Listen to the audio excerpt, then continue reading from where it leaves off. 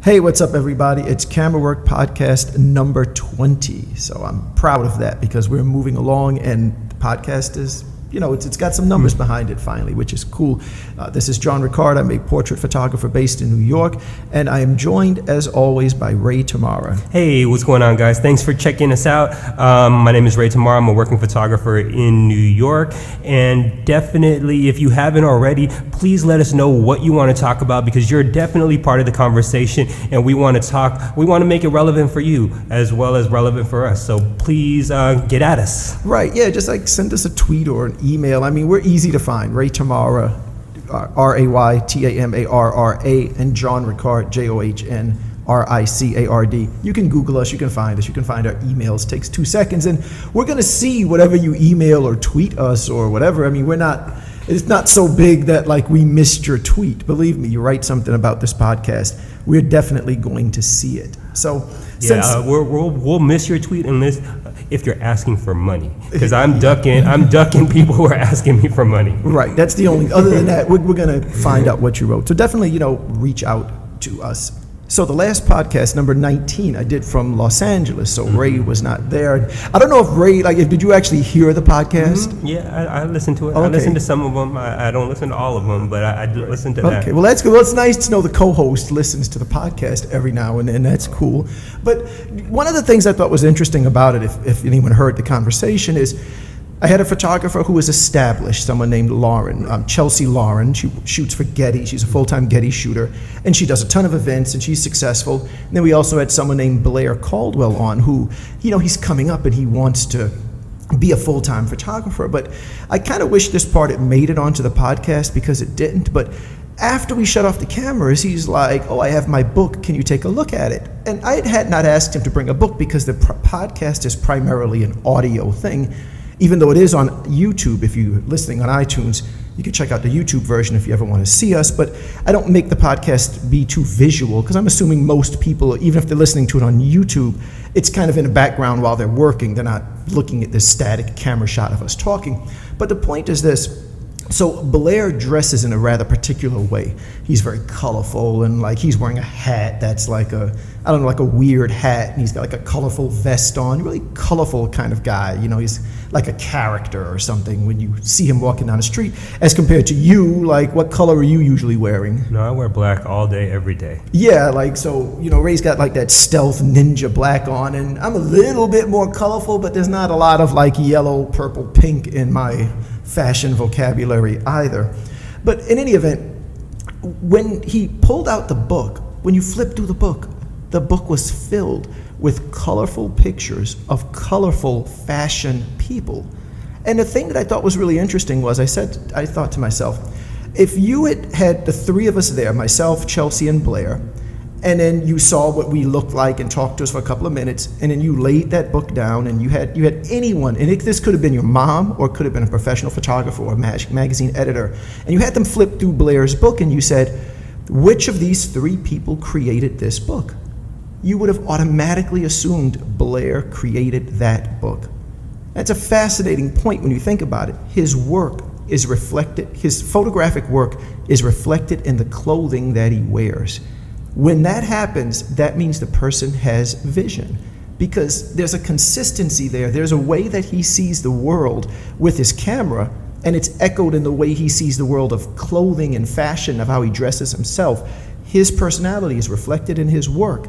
And I think that's a beautiful thing. And I think a lot of photographers don't really understand that because, as I've mentioned on the podcast many times, a lot of people, they're just covering events. They're just shooting other people's content. And they're not really shooting content that comes from their own heart. And when you shoot from your own heart, that's that kind of connection you're going to get. And I know with myself, it took me a long time to realize it, but I realized that the way I like to shoot is very similar to the music that I listen to. And that sounds crazy, but if I'm listening to music, I like hearing the demo. I like hearing the underproduced version of the song, and my photography is like that. I like the photography to be kind of grimy and gritty, and that's why I like my Leica, because it gives me that grimy, gritty New York City look. And it all makes sense in my head. The way I dress, the way I choose to not shave every day, the music I listen to, and the way I shoot, they're all thematically connected. And when you start to realize that, it's a beautiful thing, and if you have it, and I don't think everyone has it, and I think the more you develop it, the better off you are. I mean, I kind of agree, but I kind of don't, because I think that if it's all running together, then it's a beautiful thing. But I think that it's not necessary to be successful. I recently did a show here at the studio. If you look, you probably see the studio in the background. We're trying to incorporate more events here. So John asked me to do a show of my work. Right. And I was a little apprehensive, because I don't really do that type of stuff. Right, even though you're on the podcast, you're right. like the reluctant host. You're not going like, how can I get on YouTube? You're like, all right, John wants me to do this dumb podcast, let me do it. And Right. I appreciate that, but go on. But what I had to do was pull photos of my work, and I pulled 100 photos because we didn't make prints. I made like 6 prints, and of the prints I made 6 prints. But of the photos, it was all the stuff that I do in the street in the last like 4 months, like in a recent amount of time. Right, And the shots were great. Like who were in the pictures? You had Miley Cyrus, there was Jada Pinkett, there was Jennifer Aniston. I shot Jennifer Aniston on Monday, but these are things that name a couple more first. Though. Give me another 10 who were in those shots. There was Oprah, there was Jada Pinkett Smith, there was Gaga, there Brad was Pitt. Brad Pitt. I mean, there was just a lot of people, a lot of celebrities that coming into town, and these are celebrities I capture on the street. But when I was trying to pull those photos and when I made the print, what was fascinating for me was that the things that I chose to make prints of were really tight shots. Right. And there were tight shots, and you wouldn't necessarily think that it was a paparazzi photo of people on the street. And what it dawned on me is that why I chose to be a paparazzi photographer is because I wanted to shoot the A-list people. But right. I don't have a magazine, so I'm not going to be a celebrity photographer. People are going to call, Entertainment Weekly isn't going to call me and say, hey, Ray Tamarra, we need you to shoot Brad Pitt at his hotel for the next cover. Right. And that's not going to happen. And you for probably me. don't see yourself as that guy that's kind of friends with them, like a Terry Richardson. Like he has a relationship with Lady Gaga. It's not Right. just a client. It's Right. like they're like buddies somehow. And there's a bunch of people who've done that. And to me, you're kind of saying that you don't really envision that you're like buddy with like Brad Pitt, and then you get the assignment. Yeah, no, that's not going to happen for me. I mean, well, if it does, that more power to it. But if it doesn't, I still want to shoot Brad Pitt. I still want to shoot Angelina, and this is the only way that I can shoot them is them coming from a hotel. But I'm shooting it in a way that it's my version of a celebrity portrait session. Right. Well, you have but you're and kind that's of the vision for right. me. But there's a definite vision, because I think you started off almost implying that maybe the vision thing wasn't important, or that doesn't have to match the person. But you're definitely shooting it with a vision, like you said. A lot of what you're doing, you're at the 300 millimeter lens. You're isolating the subject from the background. Doesn't necessarily look like a paparazzi shot, because it's not always Brad Pitt eating ice cream, which becomes that pap shot that they can caption kind of clever. It might just be a tight shot that looks like something you would do in a studio with him. That's part of your vision of how to do it. But it does match you in a sense that personality-wise, you like isolation with yourself a lot, correct? You're not the guy that walks into the room and everyone has to know you're in the room. You don't go work the room. And we know guys like this, Ronnie Wright, great friend of mine, photographer. I've known this guy, might be 20 years now. He walks in a room, everybody's gonna stop and say, hey, what's up, Ronnie? Ronnie's gonna work the room, and he's gonna say hi to every security guard, every president, and from every level he's talking. You're not like that. I'm not like that either. Even though I'm on YouTube and a podcast, I can be really quiet in a lot of social situations. But your work does play into who you are as a person, absolutely. Because a lot of times, if you're going to go shoot, you're completely fine with going out there and shooting and not talking to anybody for the whole day. Yeah, no, I mean, that's where I agree with you. But like what I wear doesn't necessarily reflect how I shoot. No, it does, absolutely, because you're wearing clothes that are rather stealth, that are not drawing attention to yourself. And of course, that plays into what you're doing as a paparazzi, where you're not trying to build a relationship with Brad Pitt. You're just trying to nail the shot, almost like in an invisible kind of way. And the clothing has an invisibility to it because the clothing is designed not to attract attention to yourself. Right. So there's this like, and again, you're a lot like me, and I think that's why we're friends, is that although I can be very social at times, I can be very, very isolated. There's times we both train at Marcelo Garcia Jiu-Jitsu, and there's times I'll go there and like I look forward to going there and talking to some people before class, and I'm laughing and I'm joking, and it's a whole thing. There's other times I go to class and I'm like stretching in the first 10 minutes of class, and I'm sort of wishing no one's going to say hi to me, because I'd rather just kind of be in this zone and nice and isolated and stretch and get ready for class and not talk to anybody. And again, you're very much like that. But again, I think your clothing has a sort of isolation to it, which is what you're doing photographically. You're isolating Brad Pitt from his environment, and you're in a genre of photography where you don't necessarily need to socialize with anyone, because the guys next to you are all competition and you're not talking to the celebrities. So it is definitely connected. Right. No, I mean, I agree with you on that. I mean, what else did you want to talk about regarding that vision and how you dress and what? No, that was it. I really just thought it was, I personally think that as a photographer, if I could put 5 photographers in a room and 5 books, and someone could look at your book and match it to your personality, I think that's actually a good thing. I think you're on a good track. I think that means you're shooting something that is in some way reflective of your life. And I think that's what you should be doing. So that was it. But the other thing that I thought was funny about LA, so, when I went to LA, I shot the BET Awards. I did 3 straight days of that. Never done it before. It was a lot of fun. It was hard because it was super hot. They were in like a heat wave, and the show I shot was like in the sun, and you're getting like sun headaches and you're getting like burned. But I had a ball with it. It was great. But the remainder of the trip, all I really wanted to do was go to 10th Planet Jiu-Jitsu for myself and put my daughter in it. And shout out to Eddie Bravo. Love Eddie, and I'm going to say something about him in a minute. And I want to put my daughter in at the Gracie Academy in Torrance. She's 8, she trains too. But of course, the Gracie Academy picks that 1 week to close out of the whole year. They close the 1 week that I come to town. But 10th Planet's open, so I go take class there as much as I can. And I've shot Eddie a bunch of times. I've been there for like 3 years now. I've gone at least once a year, and I've shot Eddie as a jiu-jitsu person, and he also has a rock group called Smoke Serpent, and I've shot his band every year. I've shot them. So when I see him, and he's always great, he's always really warm to me, whatever, and he says, hey, we should shoot the band. So now I'm on vacation, which for me means I want to shoot. I like shooting as long as it's not something that's high pressure. Like if I'm trying to enjoy myself, well then maybe I don't really want a magazine job where there's going to be a creative director and there's a client and everybody's like, oh, the picture's good. But I do want to shoot. I've brought, I brought the 3 flashes with this Joe McNally tri-flash grip, which is fantastic. You put the 3 flashes on one, like a lighting attachment. You can put an umbrella. It's great to hand hold it.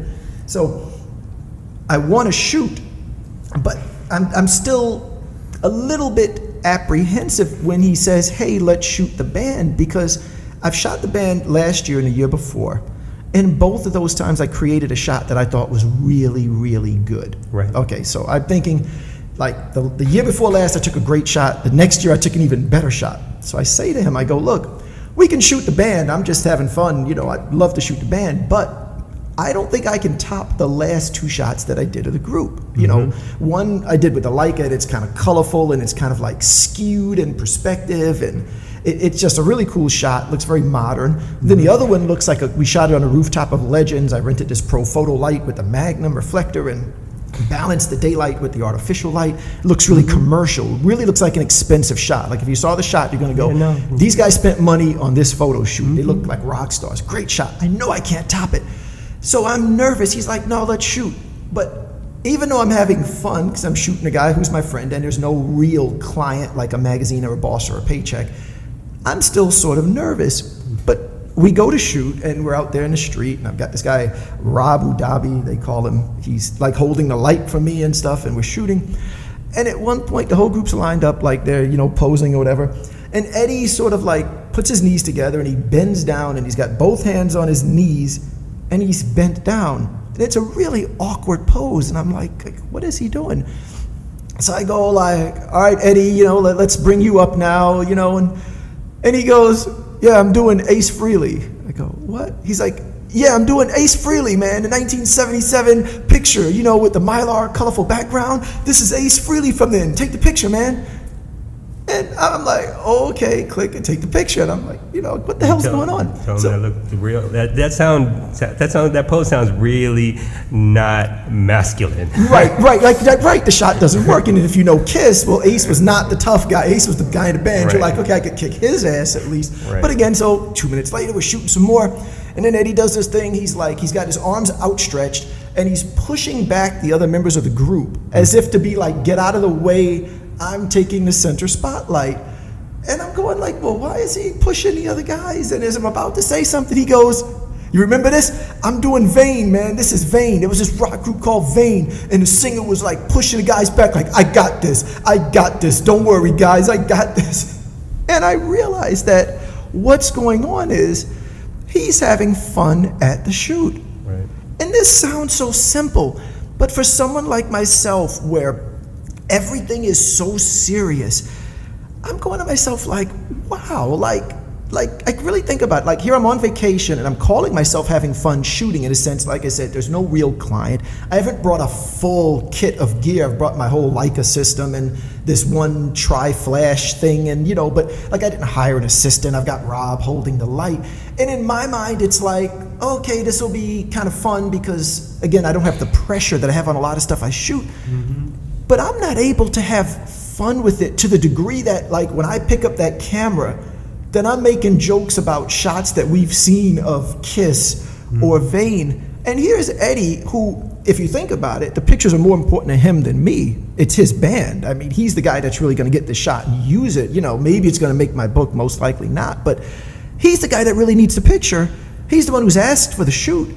But he's having a ball. He's just laughing, thinking of poses, and I go like, why can't I relax to that degree where I can just have fun with what I'm doing and not be so like, I gotta make sure it's in focus, and I gotta make sure the photo is balanced and that the light is perfect. Like, why can't I do that? I mean, I don't know. I know I can't do that. Even though there are shoots that I do, test shoots or just like, you know, low-end jobs. I mean, there's a pressure for me to create work that's above and beyond what I did before. I mean, I just don't want to do like status quo stuff.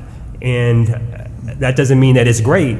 That just means in my standard, in my measuring field, I just don't want to do something that's just okay. So there's a pressure that I create for myself that I want to, and even I've told people this, I want to do, if you paid me $600, I want the shot to look like it's a $6,000 shoot or $60,000 shoot, because that's where, that's the level, or that's the bar that I want to set. And I just can't operate where I'm clowning around. Right, and that's the thing, like I said, because when he said, let's shoot, the first thought that goes into my mind is, well, wait a minute. I shot 2 fantastic photos. One of them is actually in my book, the one on the roof of Legends. Mm-hmm. Like, I've shot 2 great shots. I can't top what I did last time. Mm-hmm. That's what's going through my mind. And what's going through his mind is like, hey, this would be fun to do a shoot. Right. Like, this would be fun. We'll get dressed up. We'll take some pictures. We'll get some cool shots. And I think, I don't know, man, I think if you could develop that ability to just have fun, like, I don't know, I think that's a good thing. I wish I could do it. And like, I've been full-time photographer now 13 years, where it's almost in a way like you don't have a job, in a sense that you're not going to the office every day from 9 to 5, and you can make your own schedule, and you might shoot Saturday and Sunday, and in your mind, you're like, well, I don't have to work every weekday this week. I just shot both days of the weekend. But the number of times that I've taken half a day off and gone to the movies during that, say, 9 a.m. to 5 p.m. period in 13 years, I don't think it's been 4 times. I don't think it's been 4 or 5 times. I can't make myself relax like that and just be like, oh, I'm going to go enjoy a movie. I can't. I'll go to the movies on a Saturday or an evening, but during that work period, my mind is so just whatever. I don't know what the word would be, nervous or work driven, like, but I don't know, but I envy someone who has that ability to just have fun and be making fun of a Vain poster picture from like 20 years ago and not going, well, I gotta make sure I pose right. He's having a ball, and I wish I could learn how to do that, man. You know, I remember when I was when I was coming up in the industry and coming up as a photographer, I did the behind the scenes of a Mark Baptiste shoot. And Mark Baptiste is a very colorful, very animated photographer. He was shooting Queen Latifah's group, and he was very, very relaxed. He was joking around. He was like, oh yeah, he was joking about, I was locked out of my car, but luckily that, you know, I don't know, whatever his ethnicity, he said, and he claimed his ethnicity, or just like that ghetto in me, I was able to, you know, pick the lock and get in that car, and just like, you know, he was just really a character, and it was fascinating. And even when I've seen him do stuff at his shows, he did a series of books. He was shooting with a Kodak Instamatic, not an Instamatic camera, but just like a camera, like one of those box cameras. And it was like, all right, and he was throwing that. He was like putting the camera between his legs, and he's putting it in and you know those shots are not gonna work, because you just. But that's not what it's about. But it's not what it's about. It's about his character coming through. It's about him expressing himself. It's about him communicating that I'm a fun guy, and the shoots that we're gonna be doing are fun. And that whole thing. You're gonna enjoy yourself when I'm shooting you, and that's totally opposite with me. So I'm like, and that's the crazy thing, because I am having fun shooting Eddie's group, but I'm just not able to have fun to the level of I'm going like, hey, why don't you do the kiss pose, because it's funny. I'm having fun compared to a hype hair shoot when I've got this shot list in my head of 300 shots I've got to get done, but I never have fun like that. I don't know, man. I wish I could. I wish I could. On top of that, like having fun, first of all, I want to thank Marie from Team Execution. She's the one who coordinated and produced the event that we had at the studio, at John Ricard Studio, and it was a exhibition for my photography, for my paparazzi photography. And it was cool. Yeah, she's Marie Theodore from Team Execution, and it was great. Like, she had wine, and there was someone who with the cupcakes whose name I wish I had. I'll get it. I'll get that name for the next podcast. But she had this beautiful display of cupcakes, and it was like, I didn't want to leave. It was I just wanted to sit and eat all the cupcakes. Yeah, no, there was a lot of people that came, and what was not comfortable for me was being the center of attention. Was having to look at my stuff on this screen. We had it projected onto a screen, and looking at my shots and talking about my shots, and just being on we had a red carpet and taking photos with the attendees. I mean, there's a way that I like to work, and there's things that I like to do, and there's a comfort zone that I have, and that comfort zone doesn't include socializing with people. But again, it goes back to the vision thing. Like I said, you're dressing in a stealth way. Your personality has a certain amount of isolation or stealth, and that is reflected in the photography. So it's all definitely connected. A lot of the shots are people alone, correct? It's not people having fun in groups, and that's not what you necessarily are comfortable with. And it's all matching. Trust me, your vision, there is a vision in your photography that is reflected in your personality and your clothing and the way you speak and all of that. It's very cohesive. That's why one of the reasons why you're successful at this. But it's funny, but I think, like, we had planned this event, like, I don't know, about a month ago, and then the day before the event, I got hired to shoot this Jay Sean album release party at the same time. I didn't want to turn it down because it was money, so I couldn't be here. But I was saying to you, I think that's actually beneficial to you in a way, because now you don't have that crutch where either I'm going to start talking to people because I'm super comfortable in my own studio. It's one of the rare times that I'm going to be socializing all over the place because it's my world. But once I'm not there, then you've got a much better chance to shine, because I'm not talking to everybody. I'm not there, and you have no choice but to be social, and that takes you out of the comfort zone. And by the end of the evening, you go, hey, I can do this. See, I mean, I did it for a couple of times, but I certainly didn't do it all the time. There was a certain portion of that show period where I was in this little back room, just like eating my potato chips and not really trying to go out and talk to people, because I just didn't want to. And that's the thing with this photography thing that we do. There's a way that you can work. Like there's people that can, just chum it up with people, and just be all Mr. Network, and like, I mean, there's event photographers, and I'm not going to mention names, but they're brown nosers, and it disgusts me when I see them work, because all they're doing is trying to hug up on the PR and trying to get free items. Like, I don't need your free items. I don't need your friendship. I just need to, and I don't need your Right. authority or you're okay to shoot these celebs. All I need is just all I need if I have a 300, I just need a little gap where I can just like pop them that out. little window to nail it, right? And we laugh too at the guys who are more concerned with getting a picture of themselves with the celebrity than a picture of the celebrity. I'm no, that's the worst. I mean, I know that we had talked about that in a private conversation, and I just want to relate a story to you. Obviously a lot of people know Justin Bieber. And we were working on him when he was still big, and we were catching him. He was going into the record label, and we had followed him. And I'm taking shots of him going into the record label, and then he reaches out and he wants to shake my hand, and I'm like, no, don't shake my hand, because I don't need you to shake my hand, because that's less shots of you. If I'm in your shot, that means it's a less valuable shot. I don't need to take a picture with you. I don't want a picture with you. I just want more pictures of you by yourself, because in my mind, that's more money for me. If I'm in that shot with you, gonna sell. No one's gonna buy a shot of me and you, because no one knows me. Right. And no one Nobody cares about me, and no one wants to buy a picture of you with me. Right. They just want to buy a picture with you. Who was the guy that grabbed your camera that time? Because that picture made it all over the place. Some celebrity grabbed like your camera and took a picture of you, and then the other paps shot it.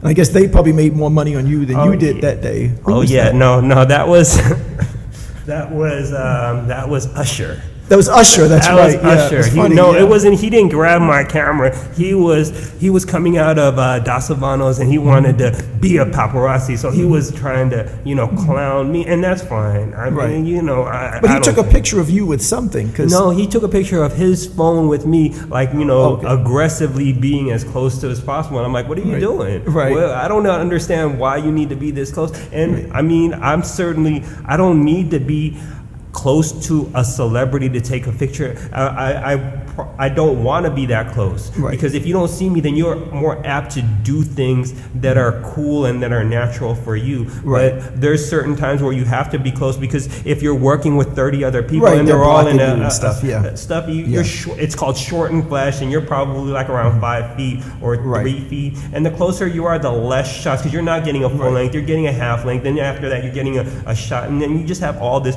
clutter. But he was definitely, I guess he just wanted to let people know that I'm not going to get clowned by, I don't know what. It was funny though, because I saw it on a blog. I'm like, I know that guy. And a lot of people saw it, and I was like, okay, cool. Right. But in other news, so I left BET. Yeah, congratulations. It's weird, because for, I guess it's 3 years now, I've been the house photographer for 106 and Park. It's a television show that they put on. It comes on 5 times a week. Lately, they've been taping it in 2 days. Sometimes they tape it in 4 days, but lately it's been on a 2-day schedule, which is better for me because it's less time that I have to spend at BET to shoot the 5 shows. And it's a show that's kind of a combination of like Soul Train, American Bandstand, and TRL, live countdown show at guests.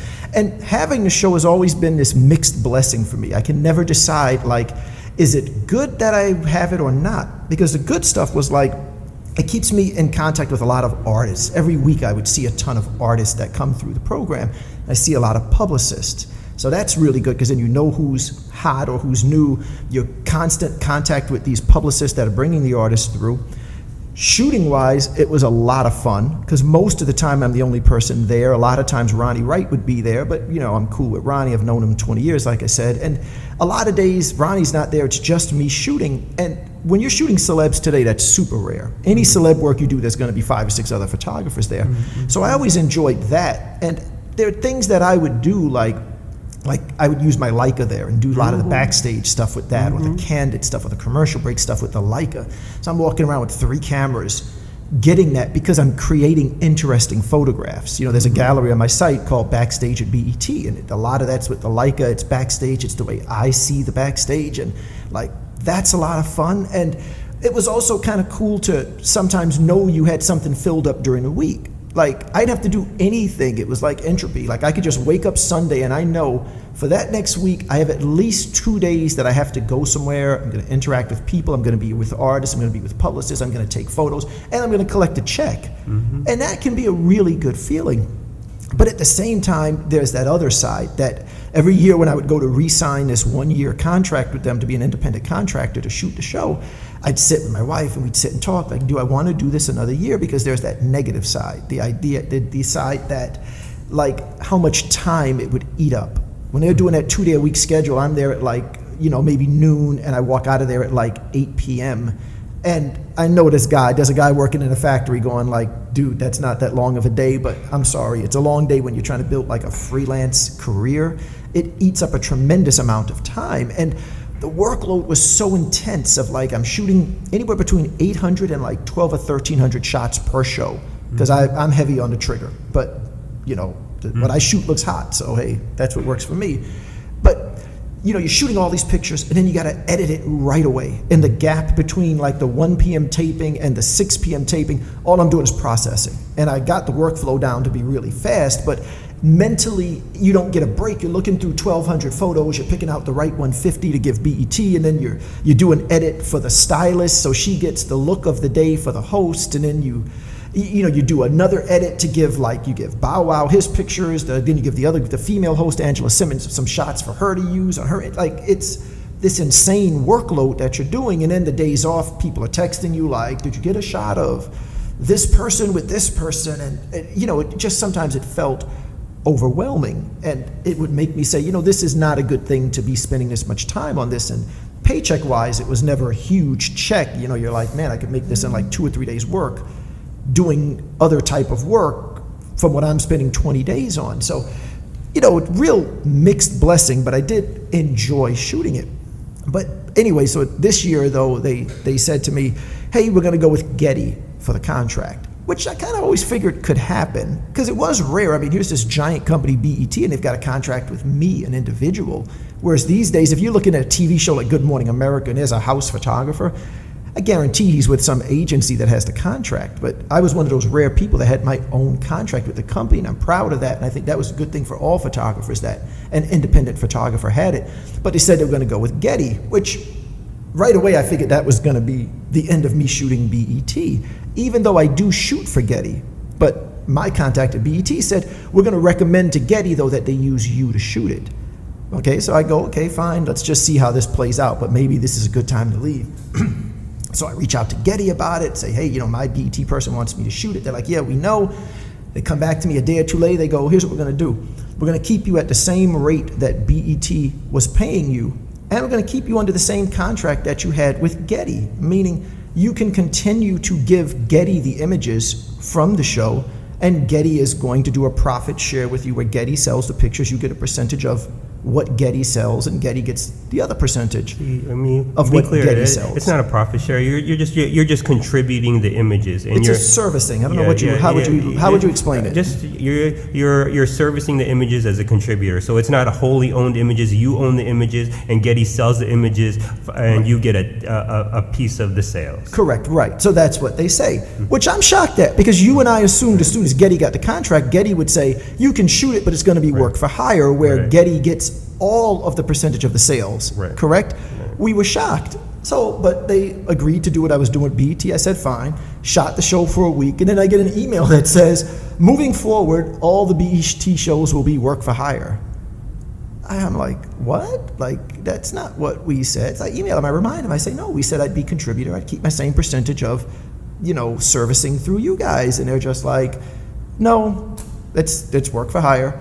So I decided to walk. I felt that was not a good deal to get the flat fee, which is not particularly high, and then not get a percentage, not be able to service it through Getty.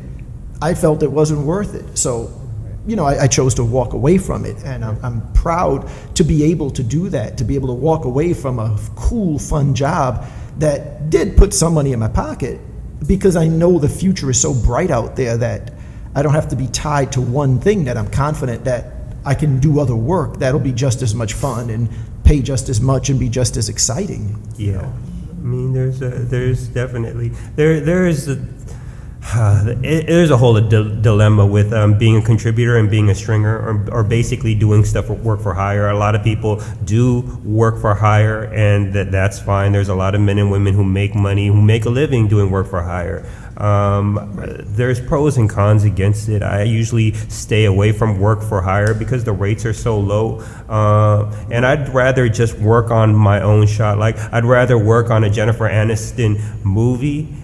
Who's to say that I'll ever make money on the Jennifer Aniston movie, the shots that I create, when there's 20, 30, 40 other photographers taking 1,200 shots? Who's to say that any publication or media outlet will pick my shot? But I'm just confident that the images that I produce of Jennifer Aniston at that movie is going to sell somewhere, and it's going to sell more than what I would have received as a stringer, and I don't own those images. Right. Rather than get the flat fee, you'd rather just take a chance on the percentage of the sales, right? And I know for me, like I said, it was funny because it's a mixed blessing, because that last day I'm looking at all the people, and a lot of times, like we talked about on this podcast, I barely say hi to people there, because some people I talk to, some I don't really talk to, but as I'm leaving, I was a little sad that I wouldn't see a lot of those people, even some of the ones that I barely talk to, because you would think, well, if I'm not talking, I don't really care about the person, but it's not. It's just, I just don't have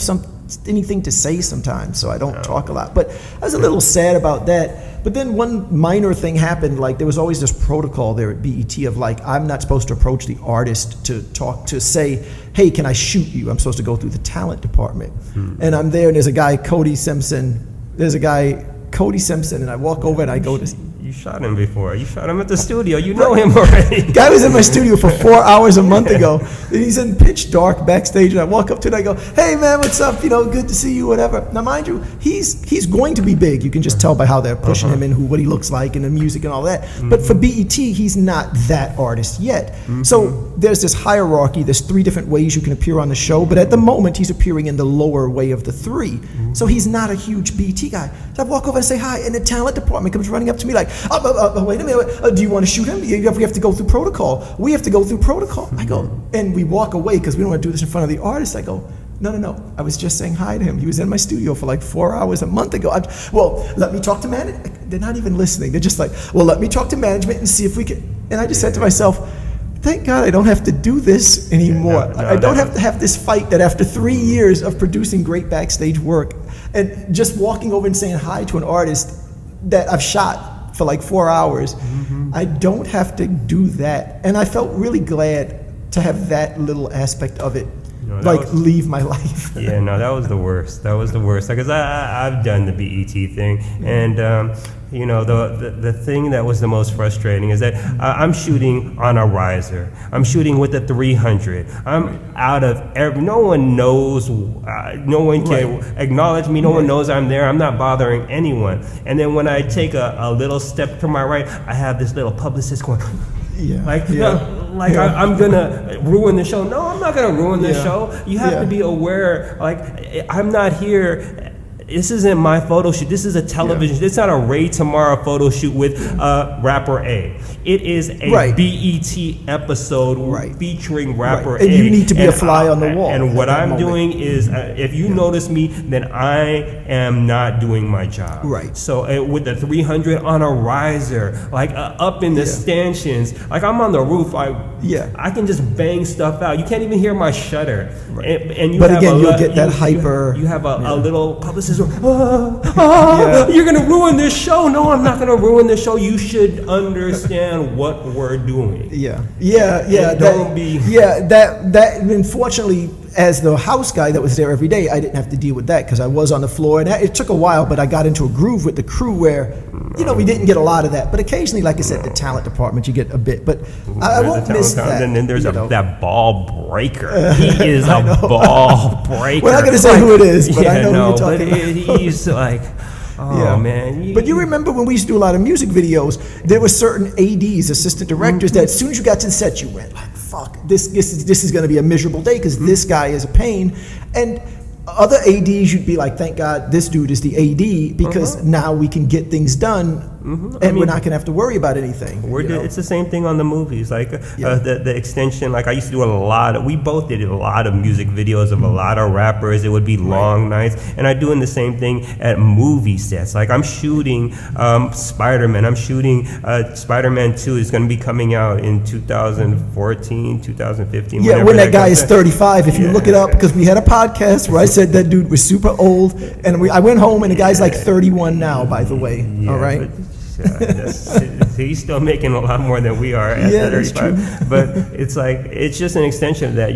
We're shooting a movie and we're dealing with men and women who are like, they understand, or sometimes they do and sometimes they don't. They give us windows where we can shoot. They give us rehearsals where we shoot, and that's all good. And when we get that, we can be gone. But then there's other people who are like, no, you're going to get in the way. How can I get in? How can I get in the way if the camera is pointed away from me? If I can't see the camera, the camera can't see me. Right. What's the issue? Right. And then we would get those times too, where one of the things that made it worse was some photographers would come to the set like it's a party. They want to say hi to everybody and they want to shake hands and they want to take pictures with everybody, and they were kind of screwing up the mood, and that would make the ADs be like, look, let's just get like director like X, little X, he would just be like, I don't want to see a photographer anywhere on his set. Just everybody get out. And then sometimes you're hired by the label to shoot. You were paid to be there. Right. But the director is just like, I don't want to see these guys. And guys like you and me, we could be really stealth. You would just hide in a little spot where you were nailing the shot. You didn't have to talk to everybody. But some of those guys who would do that really did screw it up. For us, like it was messed up. And I think the other thing with the music videos, what would happen was sometimes like it would just become like thug life, right? Like everybody would just show up at the video. All these dudes would just be there. They'd have no reason, no purpose. They're talking to the girls. They're hanging out. They're eating all the craft services. And you've got like a PA, some guy, he's like, 25-year-old PA. Okay, who's he gonna go talk to and tell to move? Is he gonna go over to the crew of like 10 guys that have no business being there? Or is he gonna go up to the professional photographer who's going to listen? Because I'm very respectful. If you tell me to move, I'm gonna do the best I can to move. So you come up to me and tell me to move, but like there's 20 dudes right there causing a way bigger problem than me. Why don't you go tell them to move? But no, those guys are invisible, so that was the other thing with the music videos that would drive me crazy, But in any event, I'm super glad to be free of BET, but I loved working there. And I know that can sound like a contradiction, but I look at it like when you go on vacation, man. It's like that morning that you're going to Miami or whatever. You're like, I can't wait to get there. I can't wait. And you love being there. But 5-6 days later, you're like, man, I just want to go home. I can't wait to be home. And that's the beauty of life, is like, these things don't have to be contradictions. I absolutely loved being the photographer for BET. And I now love that I don't have to do BET. And I'll say one other thing that I think that I did correct, and I point this out for anyone in a similar situation, is that, and again, you can check this because we're up to podcast number 20. If you play them all, you'll see a lot of times where I reference BET, and I always said the same thing. I never marketed myself as the BET guy. That was never, my Instagram feed was never flooded with BET pictures. I didn't identify myself as the BET guy because I always felt that that was not a reflection of John Ricard. It was BET's content. They can drop me whenever they want. And any photographer who's in that position where all your work is coming from like one client or one magazine or whatever, you should be really careful that you don't latch your hat to that to the degree that when you lose it, now you're dead in the water and you didn't develop any other work or any other identity. I mean, I would like to think people know me as a street photographer. People know me as a portrait photographer. People know me as a person who shoots models, not just what I did at BET, because I knew that BET could end at any moment. And the funny thing is the last podcast number 19, the excerpt, we do these 5-minute excerpts now where I pull 5 minutes off of each podcast and make a little snippet. I talked exactly about what I'm saying now, that BET can put somebody else in place. The pictures will look essentially the same. And it's not my gig. And I need to go shoot stuff that's more reflective of John Ricard, not just that. So I'm really proud of that, But one other thing we did recently that I thought was kind of interesting was Show Magazine was here for the second time in like 2 months doing, they're shooting the magazine here. Sean Cummings is shooting it. And I do the behind the scenes pictures and video, and then like when I can't do it because I had BET or any other gig, you came in and filled it in, right? But just what was that like? Like just describe for someone who's not here, what is that whole day like? Or just what is the experience like when Show Magazine, which I don't know what you call it, I would just call it like a booty magazine, right? It's like half naked girls posing sexy Yeah, it's like a black Maxim, but just even more sexy, more out of control, because it's just a lot of tits and ass. You see naked girls. I mean, it's cool. It's really cool if you're a guy and you're shooting that stuff, and it's like you see in these women with like crazy figures in bikinis and super sexy outfits, and you're just trying to document it. And it's fascinating. It's fascinating to see how these women, I guess, try to achieve their career path and get money. Right. Yeah, but I think it's interesting that they're all nicer than I think people would think. I think people have this vision that they're like these super confident, Wonder Woman, dominatrix, tough chick, and they're not. They're just regular girls, like having a lot of fun, and they're really, even though they're the girls in the magazine, they're the same as the girls who want to be in the magazine in terms of personality. They're like, most of them are, they like attention, but they're still shy, and they're just sweet girls, and they're nice to each other, and it's a nice mood. But like you said, it is kind of just crazy seeing all of the people here and the whole thing, Luckily, I mean, a lot of the people, because those type of environments if you don't like the people, then it can just get tiring, and it's long ass days. Yeah, it's like 9 a.m. to 9, 10, 11 p.m. So it's like, wow, will this ever end? Yeah, it just goes on and on and on, And the funny thing was, I was Instagramming a lot of shots from it, the BTS that I shot with the Leica, and I felt I was doing something kind of interesting with it, because I'm not trying to shoot it sexy, because that's what Sean is doing. Again, this is going back to vision. I've got a vision, and sometimes I'm making a commentary with the camera about just how absurd it is, like just the how odd this all is really what I'm trying to capture. And I threw up a whole bunch on the Instagram, but then after like the third day, my wife was like, okay, enough with the lewd pictures all over Instagram. Like, why don't you just dial it down a bit? So I was like, okay, I think she just kind of reached the limit with it. But I don't know, you put that up, it gets a lot of attention. So I mean, it's fascinating. You like putting it up. It's fascinating because I mean, I would see what you were putting as behind the scenes, and you were servicing to the client, which is Sean Cummings and Show Magazine. Right. And I was trying to follow your lead. Right. And putting up my shots up, and I thought that they were similar looking, but they were different because it's like we're two different eyes, and what we capture is different. And it's just fascinating to see how we see things different and how we see these things the same too. Well, if you look at the Show Magazine Instagram, which is Show Mag IG, if you look at all the other cities, I mean, it's nothing like what we did. It's just like bad phone pictures. Like, I think it'd be a cool exhibit. What I shot over like 5 days of Show on 2 different occasions, I think that could be a really cool exhibit of just behind the scenes at Show. And he's supposed to be coming back to New York to do more shoots, so they may be creating more content to be a cool exhibit. Fascinating, and what it is, and what we both agree on is Sean is a brilliant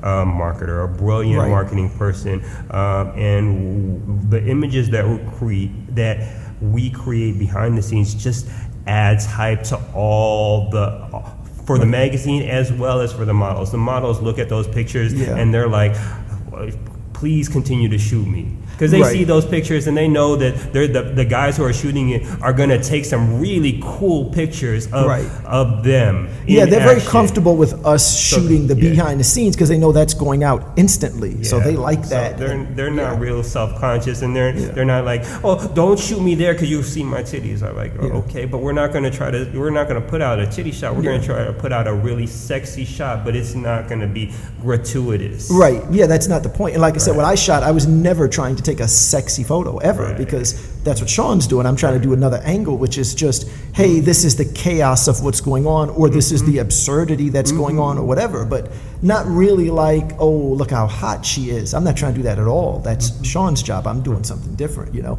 But the other thing, and I think we can never get through a podcast without me ranting about something, and I try not to, but boy, I was doing some behind-the-scenes video for Sean with the D600, and I know, like you don't go to war with stuff like I do. Like, you don't get as aggravated as I get over stuff, but it's like, I mean, as a guy who's used a Nikon F4, then an F5, and an FM2 during that time period, I went digital super early as soon as I could. I bought a D100, then I went to the D1X, then I had the D2X, and then the D3, D3S, and D3X, and I've done some video with the D7000. I mean, coming from all of these Nikon bodies, And then picking up this D600, and I mean, I can't figure out how to set the aperture on the video, how to adjust the exposure, how to, like, it was driving me crazy. And I don't get it. I don't get it. It just seems to me that it's like when you rent a car, you're not going to sit down and read the instruction manual. You're going to look for 4 or 5 key things that you need, like the gas, the brakes, the turn signal,